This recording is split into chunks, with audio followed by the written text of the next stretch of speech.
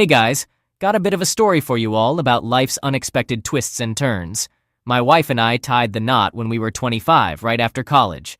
We've been living the dream. Good jobs, great life, no money worries. I landed a sweet gig at a big company, and my wife worked for her dad's business. Things took a turn when I was 28 and got a huge promotion. Suddenly, I was earning way more. That same year, we welcomed our first daughter, and our second followed 2 years later. Life was hectic but good. However, about 5 years ago, my father-in-law passed away, leaving my wife and her mom with a tough decision about the family business. My wife stepped up and took charge. She was amazing at it, and her salary eventually surpassed mine. Our daughters started feeling the pinch of our busy schedules, so my wife and I had a heart-to-heart. She pointed out that her company needed her more than mine needed me. I agreed and decided to be a stay-at-home dad. I've been handling everything at home, kids, chores, you name it, while my wife runs her company. But here's the twist. About a year ago, my wife's attitude changed. She started making snide remarks like, "Do you do anything?" or "How about you work for real?" It's confusing and hurtful because I'm working non-stop at home. Not sure what to make of this shift. What do you guys think? Ever been in a situation like this? I used to have a regular job, but I quit so I could take care of our daughters, our home, and you. Plus, my wife has a high sex drive, but she stopped initiating intimacy, and when I asked, she wasn't interested. It seemed strange, but I thought maybe the stress from the pandemic and other things was affecting her.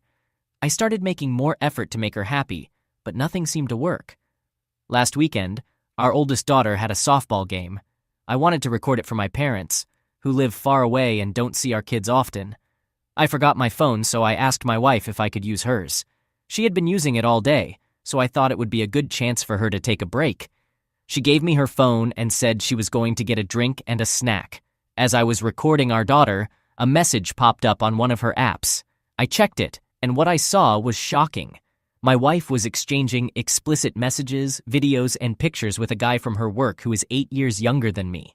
I read recent messages where they talked about their encounters and belittled me. I couldn't believe what I was seeing. I felt devastated and angry. I heard my wife coming back, so I quickly closed the app and resumed recording the game. On the way home and when we got back, my wife tried to talk to me, but I wasn't in the mood. Eventually, we lay in bed together, and she attempted to be intimate for the first time in a while. I told her I wasn't in the mood, and she responded by saying, "If you're going to complain about everything, you can sleep on the couch." I didn't say anything and went to sleep on the couch, where I've been since. I don't know how to move forward from this. My wife meant everything to me, and my daughters are my world, but it feels like everything is falling apart. I could really use some advice if anyone has any to offer. Update. Firstly, I want you to know that I have all the text messages, pictures, videos, and other evidence. Secondly, I don't own any part of the company. It's a 50-50 partnership between my wife and my mother-in-law. Thirdly, I can't sleep in our bed anymore. I've been staying in the guest bedroom every night, and that's where I'll continue to stay. To be clear, I've made the decision to get a divorce. This morning, I contacted a law firm in a different town to keep things discreet. Fortunately, they were able to see me on short notice because someone canceled. After dropping off my daughters, I drove over there. To keep it brief, the lawyer I met with is very skilled. I showed him all the evidence I have, and he said that with what I have, she will have a tough time in the divorce. Considering that I quit my job to take care of our daughters, she's hardly ever home. She's having an affair, and she prioritizes this other man over me and our daughters. She's in a weak position. He basically said we can secure child support, alimony, I can keep the house, and she'll have to contribute as long as my daughters live there.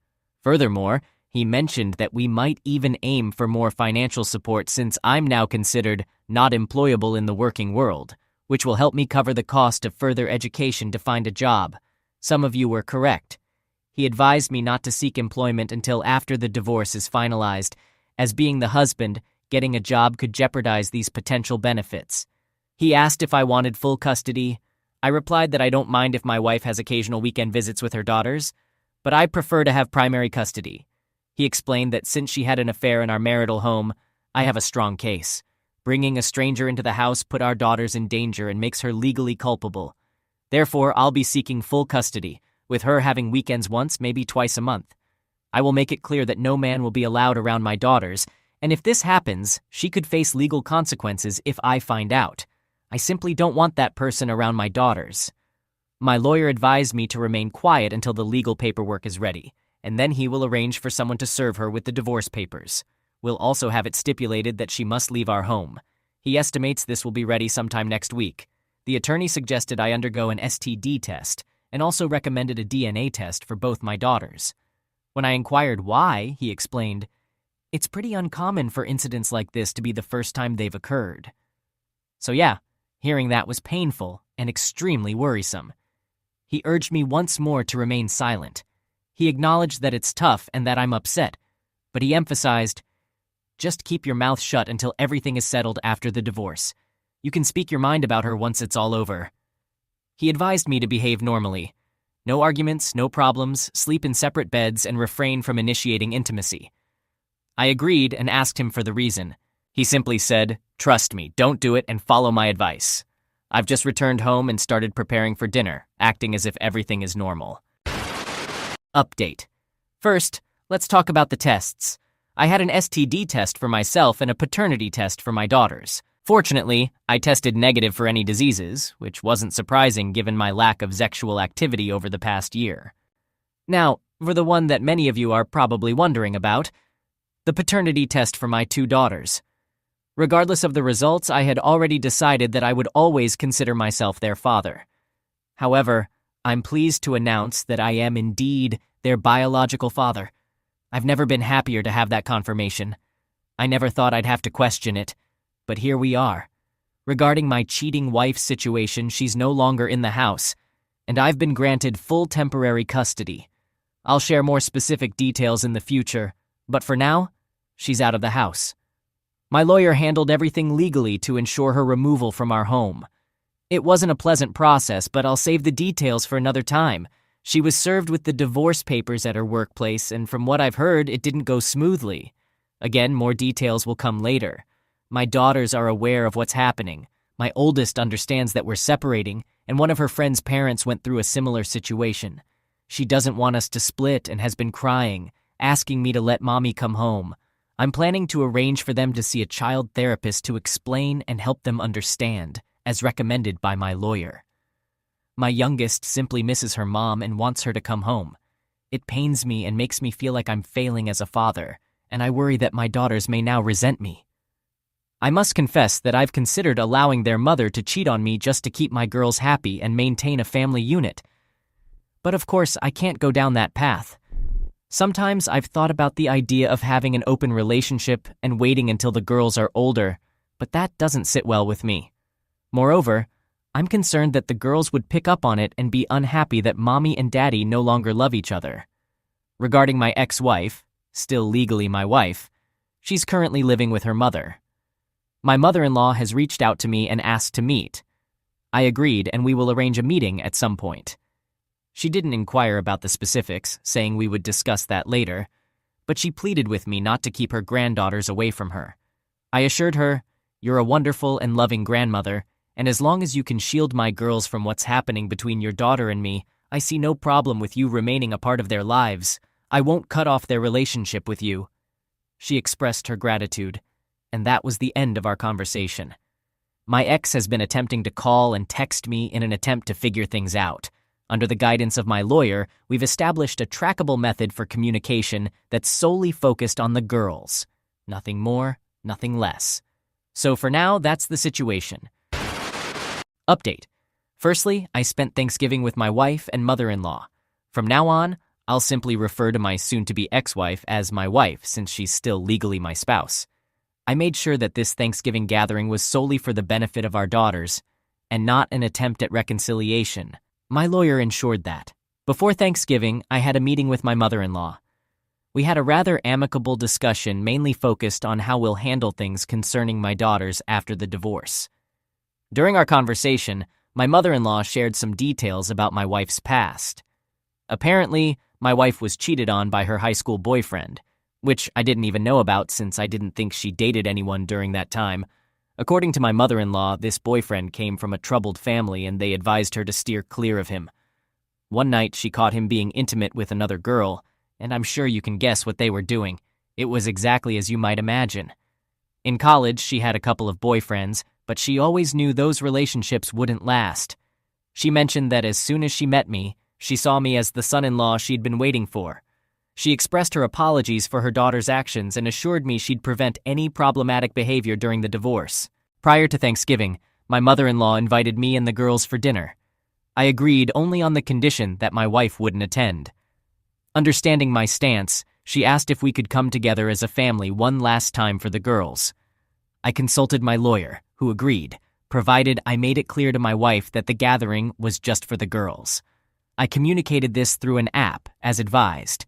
My wife had already expressed a wish to see me and the girls, and they too wanted to see their mom, so I agreed for their sake. The gathering turned out to be quite uncomfortable. My wife hugged our daughters, which was fine, but she also tried to hug and kiss me. I avoided her, instead greeting my mother-in-law with a hug. My wife followed, acting as if we were still together, trying to engage me in conversation. I kept my responses brief while helping with the table. During a prayer led by my religious mother-in-law, my wife sat next to me. I held my daughter's hand, but when my wife attempted to hold mine, I pulled away. I didn't want her touch, even if it seemed harsh. As an atheist, I still participated in the prayer out of respect for my mother-in-law. Dinner went smoothly. Once again, my wife tried to act like we were still married, asking about Christmas and vacations, as if she wanted to join us as a family. When she brought up these topics, I realized that going over for dinner was a mistake. After we finished eating, I got up, took care of my daughters, did the dishes, and was ready to leave. My daughters wanted to watch a movie with their mother, one we used to watch together often. I granted them permission and joined them on the couch. However, my wife moved closer to me and tried to cuddle up. Seriously? At her touch, I stood up and took a seat in a nearby chair. Throughout the evening, I sensed that my mother-in-law was becoming upset with my wife. I noticed it during dinner and every time my wife crossed boundaries, which seemed to happen all night. I could tell by the disapproving looks my mother-in-law gave her. When the movie ended, we began to leave. Both of my daughters had fallen asleep, so I carried them to the car. I went back into the house to retrieve something, and when I stood in the hallway, my wife grabbed my arms, tears in her eyes, and begged, "Please take me back. We can work through this. I want to be a family, and I need to be with my family. I'm so sorry for what happened." Before I had a chance to say anything, my mother-in-law grabbed my wife by her hair. I'm not kidding. Pulled her back, said goodnight to me, and immediately began yelling at her daughter. So yeah, that happened. Afterward, I called my lawyer and shared all the details to ensure I hadn't done anything wrong on my part. He assured me that nothing suggested reconciliation, and I had made that clear in our previous messages. So, I'm in the clear. In the days following Thanksgiving, it hasn't been quiet at all. My wife called me up, and while I thought she wanted to discuss the girls, she started pleading for us to work things out. I hang up every time the conversation isn't about the girls, and I leave her messages unread. I've made it clear that I'll only discuss matters related to our daughters. However, I'm concerned they might want us to spend Christmas together and repeat the whole Thanksgiving ordeal. I don't want to, but they could persuade my daughters to ask. I'll discuss it with my lawyer, but I already know what I want. Update. My daughter's therapy sessions this week brought some tough moments. The therapist told them, in a way they could understand, about their mom's affair and our separation. I knew they'd find out eventually, but it was sooner than expected. After the session, my girls were in tears, hugging me and saying they love me. I love them too, but I wish they didn't have to go through this. I asked the therapist why she told them. She said they knew about the separation and sensed my coldness towards their mom. They needed to understand why. The therapist believes they can't progress without knowing the truth, though she kept it age-appropriate. Now, they know a version of the story suitable for their age. That night, they clung to me, crying. We ordered food, watched their favorite movies, and stayed in my room. I couldn't cry in front of them, but later I broke down in the bathroom. Their pain is so deep, and it seems like their mom doesn't get it. I'm struggling with what to do next. The therapist suggested medication to help them adjust, but I'm not for it. They need to process their feelings healthily. For Christmas, it looks like my girls have turned against their mom. My oldest said she never wants to see her again, and the youngest usually follows her lead. I was shocked, but told her that her mom loves her. She just cried and said no, she doesn't, then fell asleep in my arms, her sister too. That's the tough reality we're facing. Update. To update, my daughters are doing better now. My wife knows how they feel and is respecting our boundaries. It seems like she's starting to understand the impact of her actions. Now, about the affair partner. I already had a low opinion of him, but this man has proven to be truly terrible. Someone in the comments asked if there was a betrayed spouse on his side. I didn't have that information back then, but I do now. I looked through some of my wife's work documents and found a piece of paper with all the employees' numbers and emergency contacts. I decided to call his emergency contact, which turned out to be his wife's number. As it turns out, he is indeed married, something I didn't know previously. Additionally, he has a toddler. I informed his wife about everything, but she initially didn't believe me and hung up. However, she later called me back and requested a meeting. So we met and I showed her all the evidence. She asked if we could talk in my car, and we did. As soon as the car door closed, she burst into tears, expressing her anguish and asking what she had done wrong. I reassured her that she hadn't done anything wrong and gave her my lawyer's contact information. Following that, she inquired about the duration of the affair, and I estimated it to be around a year, maybe a bit longer. Her emotional state shifted from distress to intense anger. I could see that it had a profound impact on her, so I asked why she was so upset. She proceeded to remove her wig, revealing that she had just overcome cancer. Apparently, they had noticed some unusual signs during her hospital stay after giving birth to their child. Subsequent tests revealed a tumor. Over the past year and a half, she had undergone 2 surgeries, endured chemotherapy, and relied on medication to combat her illness. Despite her challenging journey, she looked remarkably healthy, which surprised me. She mentioned that they hadn't been intimate for about 2 years. Between her pregnancy and battling cancer, she couldn't engage in such activities. She had faced severe health issues during her pregnancy and nearly lost her life due to cancer. Once she started to recover, she struggled with her self-image. The medication caused her to gain weight, she lost her hair, and she didn't feel as attractive as she used to be. She mentioned, "I had reached a point where I could have intimacy and was planning to surprise my husband soon as a way to show my love and care. But now, that's no longer an option." She became emotional, expressing concern about her child growing up in a broken home, and I comforted her. Unexpectedly, she then made advances towards me, but I declined, explaining, "You're not in the right state of mind, and this wouldn't be healthy." She respected my decision, apologized, and appreciated my honesty. Afterward, she asked for the evidence, which I provided before she went home. We've exchanged a few texts since we both find ourselves as the betrayed spouses. We'll stay in touch and support each other through this process. I want to express my gratitude to those who suggested seeking out the other betrayed spouse. It didn't even cross my mind. Update. Hello, everyone. I've already been asked about spending Christmas with the other betrayed spouse, and the answer is yes, we did, and it was quite lovely. Honestly, it turned out to be a wonderful day, all things considered. I arranged all the girls' presents from Santa. This might be the last year my oldest believes in Santa, so I wanted to make it special. I set out the gifts early, while it was still dark outside, and within 15 minutes, the girls woke up, excited that Santa had visited. I dragged myself out of bed, and the girls eagerly unwrapped their presents, bringing them a lot of joy. Afterward, we settled in to watch a movie, and the girls cuddled up next to me, falling asleep almost instantly. I eventually got up and made some coffee.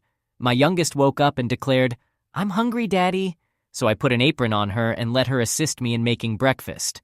My oldest soon joined us, and we had a meal together. They played with their new gifts and had a great time. It warmed my heart to see them so happy. Later in the evening, I needed them to get ready to visit their mother and grandmother. Normally, I'm pretty strict about being punctual, but given everything that's been happening, I'll admit I've been more lenient. As they got ready, they expressed their reluctance to go see their mom. I reminded them that their mom loves them. My therapist advised me to encourage their relationship with their mother for their healthy development. She also warned that if I don't, my wife could use it against me in court as isolation. She explained that the girls should have the choice to rebuild their relationship with their mother as they get older. Additionally, my wife is aware of the therapist and they have had discussions. The therapist conveyed to my wife that she had betrayed her husband and that it's evident the girls prefer being with their father. She emphasized that my wife would need to demonstrate a lot of positive change for the girls to eventually trust and love her again. Just before the girls left, I reminded them not to blame their grandma for their mother's actions and encouraged them to spend time with their grandmother. They agreed. I took the girls, and it went pretty smoothly. I arrived and called my mother-in-law, who came out to collect the girls' sleepover belongings as they were staying the night for Christmas. She had asked for permission beforehand, and my lawyer said it was okay, but not to make it a frequent or prolonged occurrence. For that night, it was fine. I assured the girls that they could come home at any time if they wanted by just giving me a call. As I drove away, I noticed my wife coming out of the house, heading toward my mother-in-law, who waved me off. I couldn't hear their conversation, but my wife said something to my mother-in-law who seemed puzzled, and then my mother-in-law gave her a stern look. I thought, uh-oh. My wife looked at me with tears in her eyes and also waved, and I drove off. I had left food in the oven and everything timed to be ready and warm for when the other betrayed spouse, whom we'll call Amelia, showed up. Eventually she arrived, but without her toddler. I inquired about her child, and she explained that her in-laws and the child's father wanted to spend Christmas with him, just as I had arranged through our lawyer. I thought it was a good arrangement. Amelia was dressed nicely, wearing a pretty dress, leggings, fluffy boots, and a wig that looked quite nice. We enjoyed dinner together and had conversations about our past, getting to know each other better. After dinner, we settled on the couch to watch a movie and continued discussing various topics, including our current challenges, which sometimes led to tears. As we drank a bottle of wine, our conversation became more lighthearted and we shared jokes. After 2 bottles, the jokes subsided, and our conversation took a more intimate turn. In essence, we discussed our preferences, desires, and other intimate matters. Surprisingly, we discovered that we had similar inclinations. She mentioned that my wife was fortunate and also messed up, to which I replied, "So did your husband." Some of you suggested that I should compliment her beauty during our last encounter, but I thought it was inappropriate at the time. However, this time I did express my admiration. I told her, "You can actually take that wig off if you prefer." She took it off and responded with a grateful, "Thank you." We continued discussing various topics and eventually started watching a movie while cuddling. Keep in mind that we were both quite intoxicated.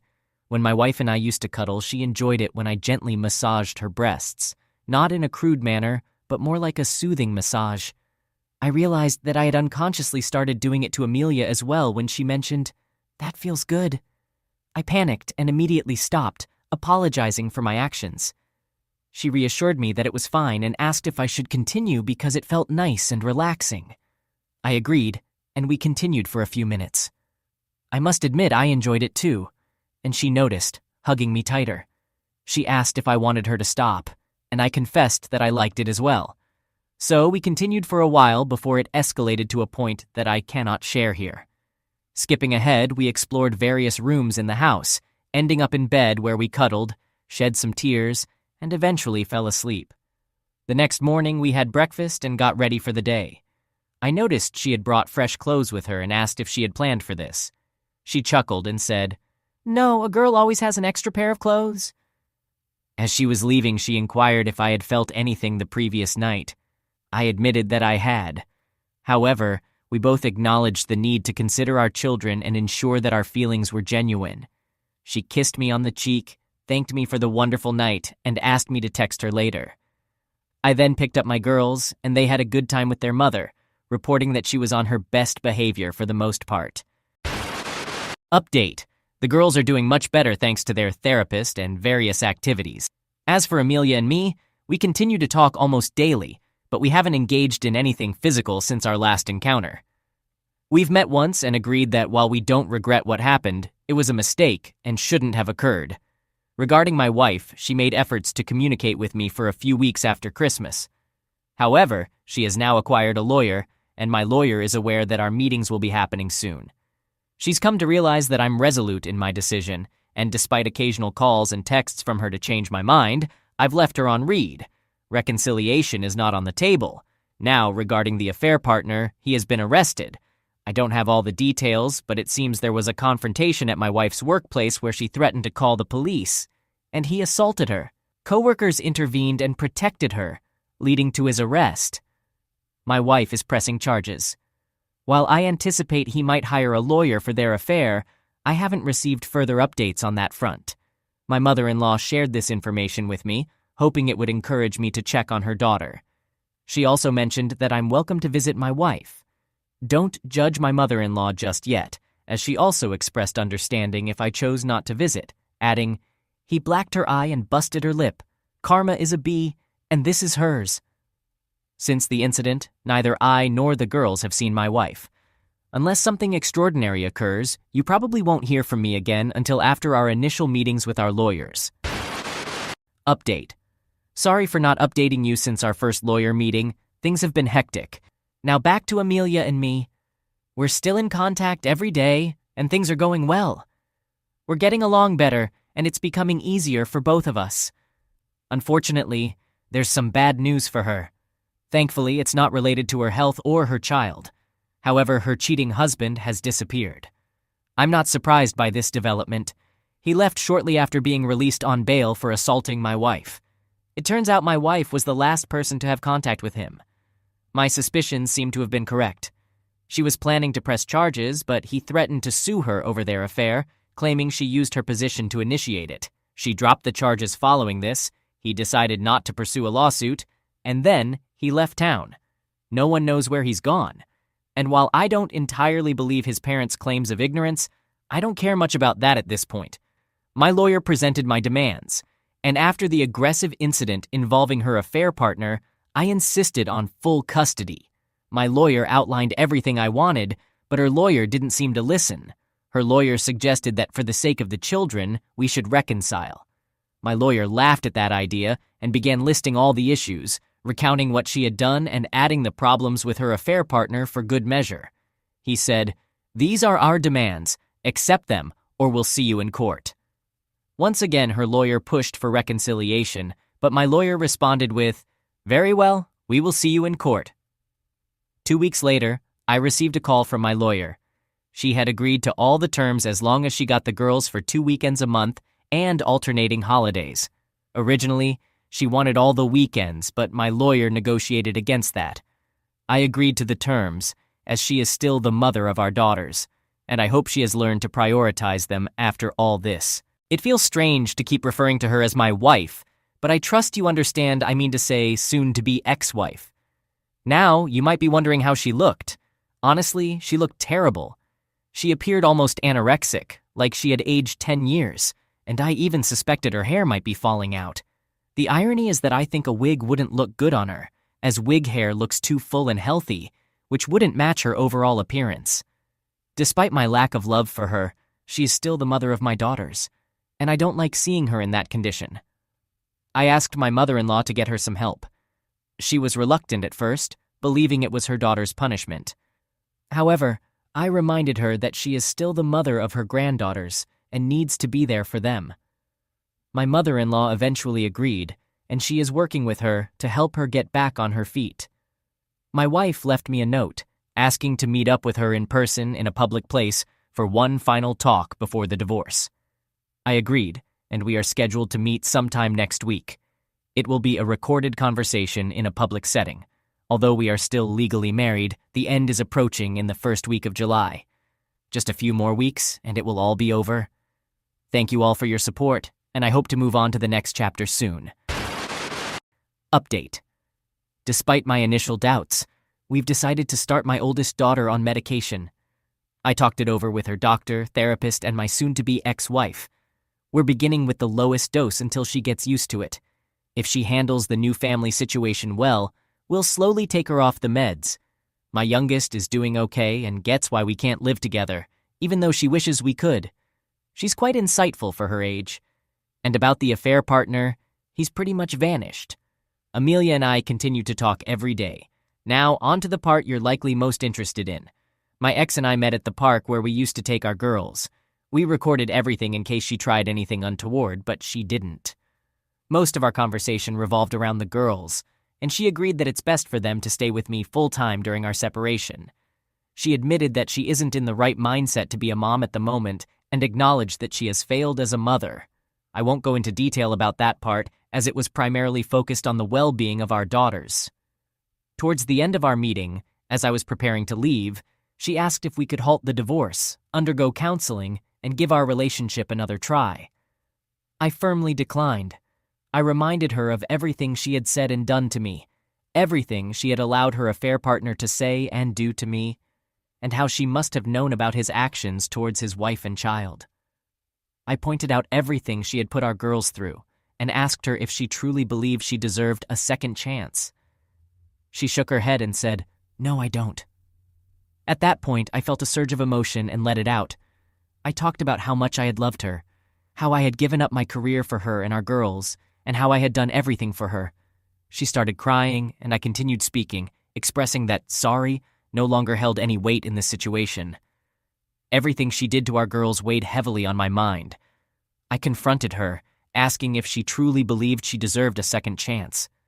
She responded by shaking her head and uttering, "No, I don't." This marked the first time I felt truly passionate about our conversation, and I couldn't hold back. I began pouring out my emotions, expressing my deep love for her, reminding her of the career I had sacrificed for her and our daughters, and recounting all the ways I had supported her. Naturally, she started crying. I continued talking passionately, but eventually, I decided to halt my emotional outburst. She kept apologizing, but my response remained unwavering. "Sorry doesn't mean anything anymore." I then inquired about her mindset when she initiated this turmoil. I recalled someone sharing a YouTube video discussing my situation, and I noticed that many comments aligned with what she was about to reveal. She suddenly confessed, "I wanted to be the one at home." Her words left me bewildered, but she continued to explain herself. She clarified that she never intended to take over her dad's business. Instead, she wanted me to do it. Her true desire was to be a mother and a wife, not to work long hours at the business. Her revelations kept flowing. She wished for me to step in and manage the business, allowing her to be a homemaker, caring for our girls, preparing meals, and playing with them. She expressed a strong aversion to being the primary breadwinner or a business owner. She spoke passionately about these desires for a good 30 minutes, and by the time she finished, she looked utterly drained. I probed further, questioning why she had made me quit my job, and claimed she wanted to run the business. She responded, "I wanted you to express your willingness to do it." I countered, highlighting my lack of experience in that field and how it would have been wrong for me to agree to run her dad's business. She admitted that she had wanted me to vocalize it because she was reluctant to acknowledge her aspiration to be a stay-at-home wife. At this point, my anger reached a boiling point, and I berated her for allowing her pride to create such a destructive situation. My frustration remained intense. I questioned how her desire to be a homemaker related to the affair. She explained that during the pandemic, especially towards the end, she worked long hours and she became jealous and resentful of me being at home with our daughters. Somehow her affair partner sensed her vulnerability, possibly from seeing her at work. He began poisoning her mind with negative comments about me and insinuated that if I were a real man, she could stay at home. This led to the affair, and she did attempt to end it once. However, he intervened, resuming his toxic remarks about me, which fueled her anger and envy, causing her to fall back into the affair. It became a recurring pattern. She acknowledged that effective communication from the beginning could have prevented all this. She expressed a desire to have her family back and return to a sense of normalcy. Devastated and furious, I abruptly left the conversation. Since then, anger has consumed my heart, and I'm tired of being upset because of her. In addition, I forgot to mention a shocking revelation that emerged late last year. My ex was pregnant with her affair partner's child, but she decided to have a termination. My mother-in-law noticed her unusual behavior and suspected she was faking it for attention, but it turned out she was indeed pregnant. This added another layer of turmoil to her already tumultuous life. I apologize for including this detail at the end. It slipped my mind during the initial account. So, there you have it.